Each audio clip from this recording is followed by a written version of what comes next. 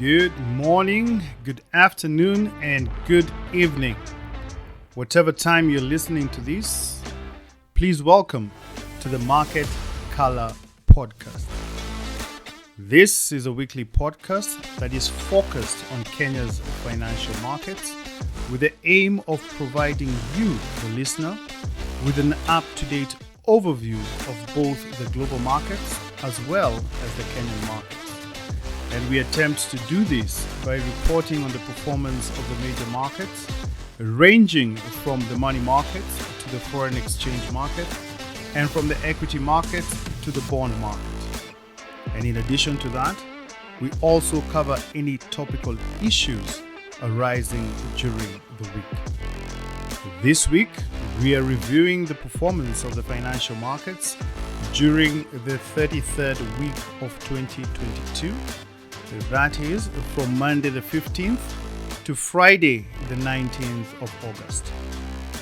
And without further ado, this is your host, Jamuhuri, and together, let's dive right in.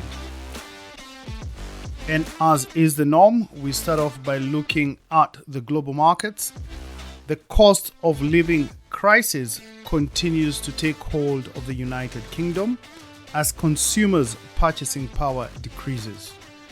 According to data released by the Office of National Statistics, real wages, which measures an employee's pay after accounting for inflation, fell by 3% annually in the second quarter of 2022. UK inflation rose to another 40-year high in the month of July, as rising food and energy prices continued to intensify the squeeze that inflation is having on households. According to estimates published on Wednesday, the Consumer Price Index rose by 10.1% annually, which was way above a Reuters forecast of 9.8%. Core inflation, which excludes food and energy prices, came in at 6.2% for the year to July 2022, rising from 5.8% in June. You will recall that the Bank of England projects that inflation in the UK is expected to top out at 13% in October this year. According to minutes from the Federal Reserve's July meeting that were released on Wednesday, policymakers indicated they were not considering slowing down on interest rate hikes until inflation has been reduced and contained below the Fed's desired level of 2%. During the July meeting, the Fed approved a 75 basis point hike in interest rates. On Friday, U.S. stocks tumbled as Wall Street's so-called summer rally faltered on fears that the Fed will continue to hike rates based on the minutes of their last meeting in July. The leading major averages closed the week on a sour note as the S&P 500 slid 1.29% to close at 4,228, while the Dow Jones Industrial Average tumbled 0.86% to 33,706, and the tech-heavy Nasdaq Composite dropped 2% to settle at 12,705. U.S. Treasury yields rose on Friday as investors digested the minutes of the Fed's last meeting, as well as economic data that showed a drop in jobless claims. The yield on the benchmark 10-year Treasury note was up about 9 basis points at 2.974%, while the yield on the 30-year Treasury bond traded up 7 basis points to 3.213%. Germany's finance ministry said on Friday that the country's economic outlook remains gloomy due to high energy prices and supply chain disruptions. This outlook was further underscored by a record jump in producer prices. Producer prices, which are a leading indicator for inflation, saw their highest increase on record in the month of July, driven mainly by higher energy prices. Energy prices as a whole were up 105% compared with July 2021. Norway's sovereign wealth fund, the largest in the world, which is valued at $1.3 trillion, reported a loss of $174 billion in the first half of 2022. The fund returned a negative performance of 14.4% as both stocks and bonds suffered losses due to fears of a global recession and skyrocketing inflation. The performance of the fund reflects the major trends in the global markets. Oil prices held steady on Friday but were down for the week, mainly on the back of a stronger US dollar and fears that an economic slowdown could weaken demand for crude. A stronger dollar makes oil more expensive in other currencies. Both benchmarks fell about 1.5% for the week, with the international benchmark Brent crude settling at $96.72 a barrel, while the US benchmark West Texas Intermediate closed at $90.77 a barrel. Marban oil, which Kenya imports, declined to about $94 a barrel, compared with just below $100 the previous week. The price of gold slipped for a fifth consecutive session on Friday, its longest losing streak since November last year. The appeal for gold has faded because of a stronger US dollar and the prospects of further rate hikes in the horizon. The price of gold dipped 0.6% to $1,748 per ounce. Similar to oil, a stronger dollar makes gold more expensive for buyers using other currencies. On Friday, the price of Bitcoin fell to its lowest level in more than 3 weeks as it dipped below $22,000 on the back of a sudden crypto sell-off in early European trading. The world's largest digital coin had just recently surpassed the $25,000 level for the first time since June. According to CoinDesk, Bitcoin plunged to below $21,450 as at 12:17 p.m. Eastern Time. Now, shifting gears to the local scene. According to the Central Bank of Kenya, the Kenya shilling remained stable against major international and regional currencies during the week. The Kenya shilling was exchanging at 119.47 versus the US dollar, 144.01 against the sterling pound, and 121.35 versus the euro. And against the regional currencies, one Kenya shilling was exchanging for 31.81 Ugandan shillings and 19.52 Tanzanian shillings and 8.62 Rwandese francs. The outlook for the US dollar remains positive as the US dollar index hit a 5-week high and posted its biggest weekly gain since April 2020. This outlook is driven by the likelihood that the Fed Reserve will continue hiking rates to fight inflation as indicated in the minutes of its July meeting. The dollar index rose 0.6% to 108.13, its highest level since the 15th of July. On the contrary, the outlook for the Kenya shilling remains bleak as the Kenya shilling continues to depreciate versus the US dollar, driven mainly by local demand for the greenback, which continues to far outstrip the supply side. Case in point, over the past 2 years, the Kenya shilling has depreciated from a rate of 101.35 that was recorded on the 2nd of January 2020 to the current levels of 119.47, a decline of more than 17%.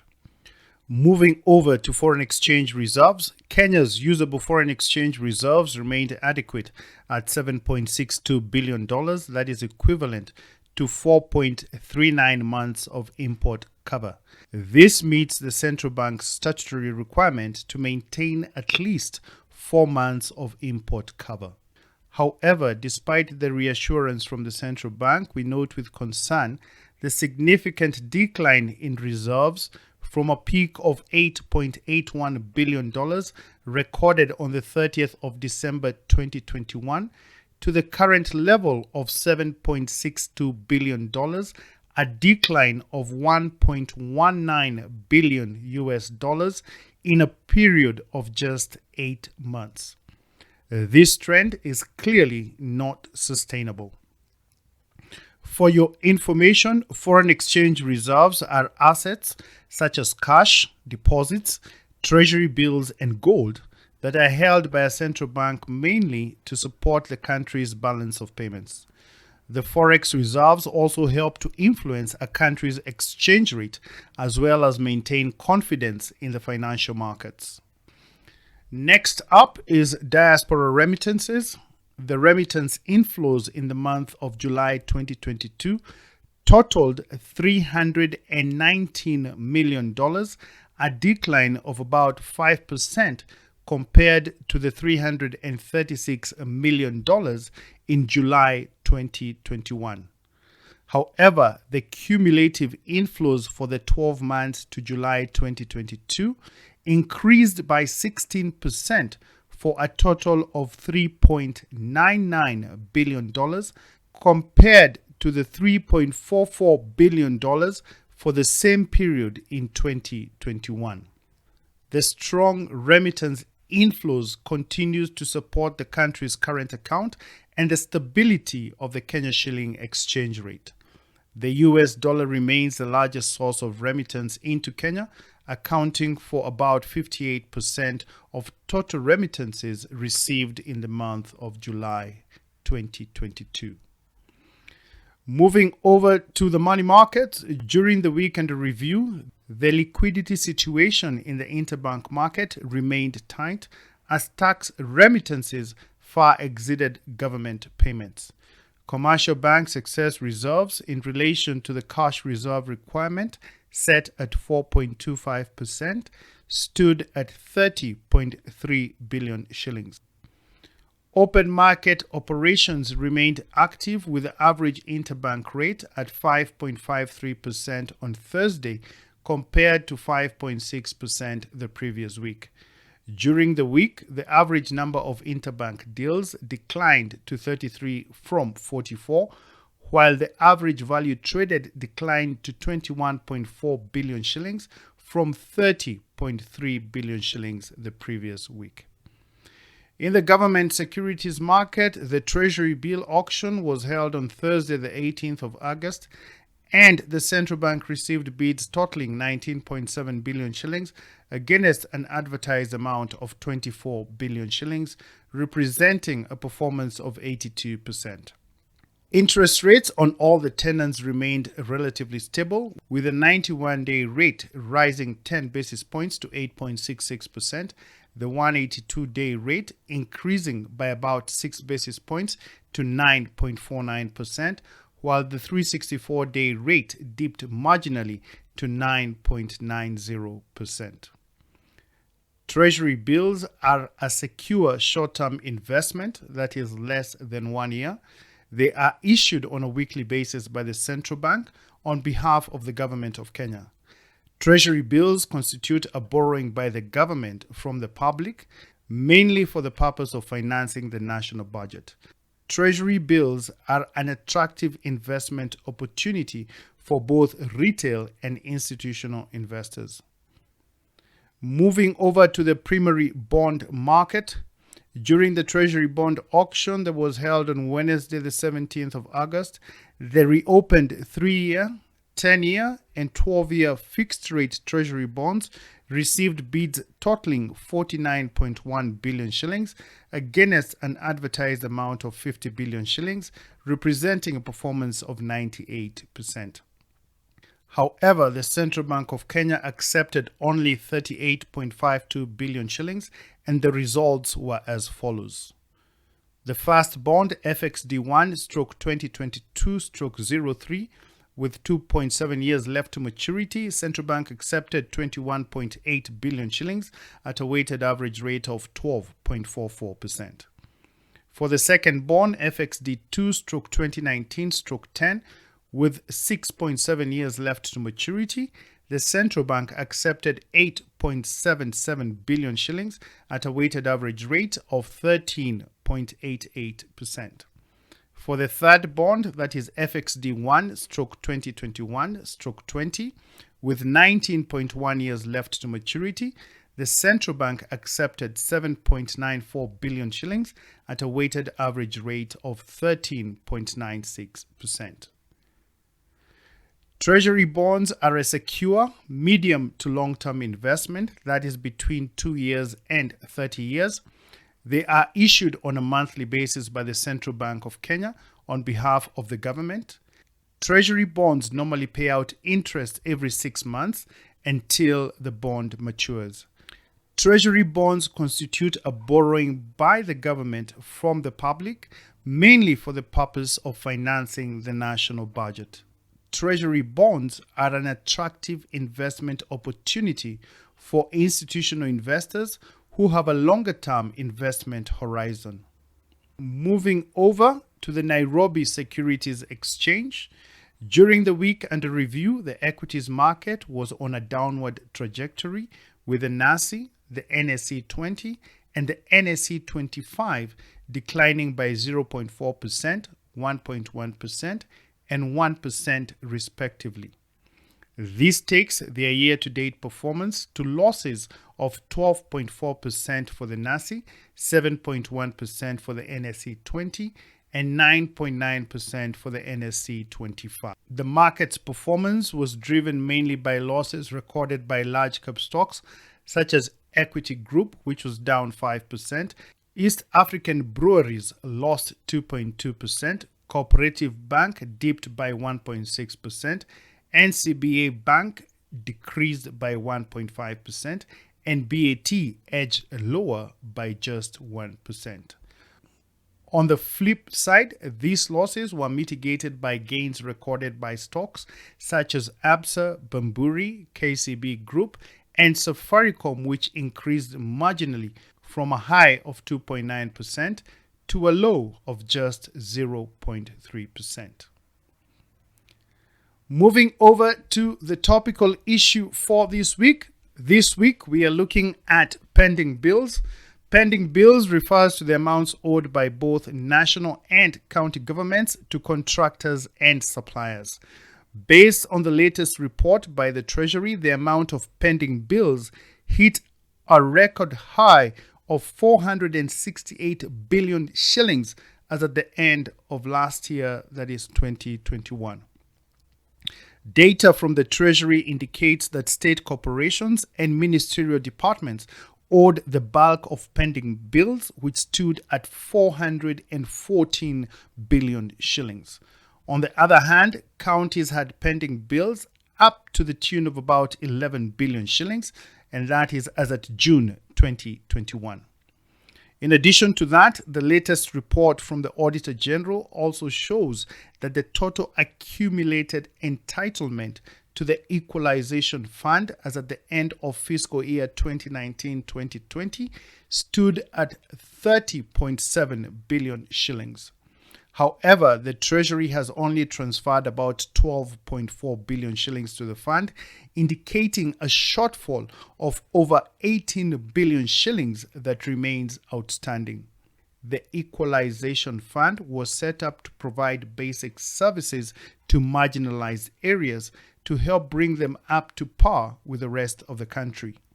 The Constitution requires that the national government set aside 0.5% of total revenues collected towards the Equalization Fund. However, this has not been happening, which explains the deficit of over 18 billion shillings. And on that note, we come to the end of this week's podcast. Thank you for listening to the Market Color Podcast. We hope that you found it to be useful and informative. And if so, please share it with a friend and help to spread the word around. We really do appreciate your assistance in this effort. Remember, the Market Color Podcast is now available on Apple Podcasts, Spotify, and Amazon Music. Please subscribe and remember to turn on alerts so that you can be notified of new episodes. And if you have any ideas or feedback on how we can improve this podcast, please feel free to reach me on the following email address. That is jamuhuri@gmail.com. Jamuhuri spelled Jamuhuri. And as I sign off, I want to share with you another quote by Henry David Thoreau that states, "If a man does not keep pace with his companions, perhaps it's because he hears a different drummer.